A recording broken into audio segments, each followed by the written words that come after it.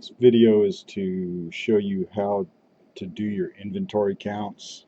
Um, you're better off doing the inventory counts when you have a couple of people that can help out. There's a couple different ways to do it. Previously, you were told to print off the item list and do a full count and then enter it in. We've discovered that it's quite a bit easier to do it this way. So we're going to go to inventory and go to inventory counts. You shouldn't have anything in here unless you haven't archived your old ones. Just go to new. You want to name it and put the date, the way you can kind of keep up with it. We'll click Save Changes. And the way we've found it's easier to do the count is somebody at the computer and somebody at a shelf can just call out the name of a sauce. Let's say Trumpty for this one. It'll automatically put it here. Say you've got 12 of them. You just enter that, and we'll do another item, sweet bourbon glaze. Click select. Say you've got 60 of these. You just keep doing every sauce item you've got. That's the quickest and easiest way to do it. Now, before you reconcile, say you're doing this during business hours, you have sales come in, customers come in, want to buy something. It's going to affect your on-hand numbers, so we will sell them, say let's say 5 sweet bourbon glazes. I'm not going to go into the buy 5 thing right now, but this is just to give you an idea of what's going to happen with your inventory count. You will take payment. Once that's done and you're back to your screen, you're going to go back to inventory, go to your inventory counts. This is the one we were working on. Now you'll notice sweet bourbon glaze is highlighted. The QOH, which is quantity on hand, has changed.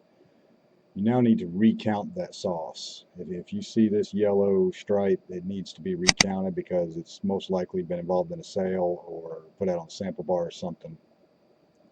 So we sold 5. We should have 55 left on hand. It's still going to stay yellow, so you have to keep up with what you're doing as you go through your list. Like I said, the reason we think it'd be easier for you to do this before or after opening the store. It's going to cut down on the number of things that change in the middle of the count. So once you've got your counts, you'll just go to reconcile over here. You can double check if you need to. All you need to do then is click reconcile inventory. It's going to ask you to be sure. Click OK. Now those items are added to your inventory. Let's go into bourbon glaze.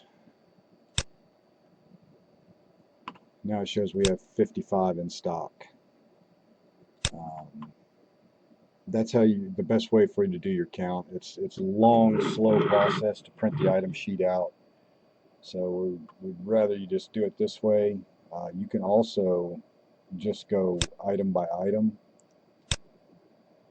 You can either scan or type in a number here. Once you get to it, you will click on the inventory tab. Down here towards the bottom, you'll see add inventory. You want to count how many you have. Make sure you're paying attention up here. It says you have 12 in stock. If you go to the shelf and you count that you've got 15, you only need to add 3 here. Just click add inventory. Now it's at the right level. If for some reason that was a mistake, you can look down here. It'll show you every time that sauce has been added. This is the 12 we added with the inventory count. This is the 3 I just added. Say there actually was only 12. You can change that to a 0. Once you save it and refresh, you'll see your count goes back to the right number. That is really the simplest way of doing it. And once you've completed and reconciled this, I would definitely recommend going up here and archiving that record. That way, when you get to inventory counts, this screen's not full of different counts that you've done.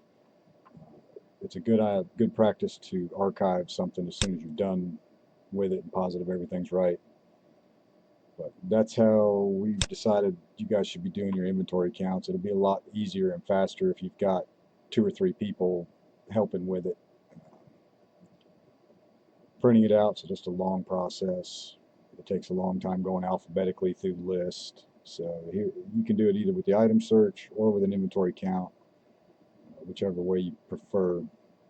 If you got any questions, you can give me a call, or Tavis or Ryan. We can help you out with it. That's about it.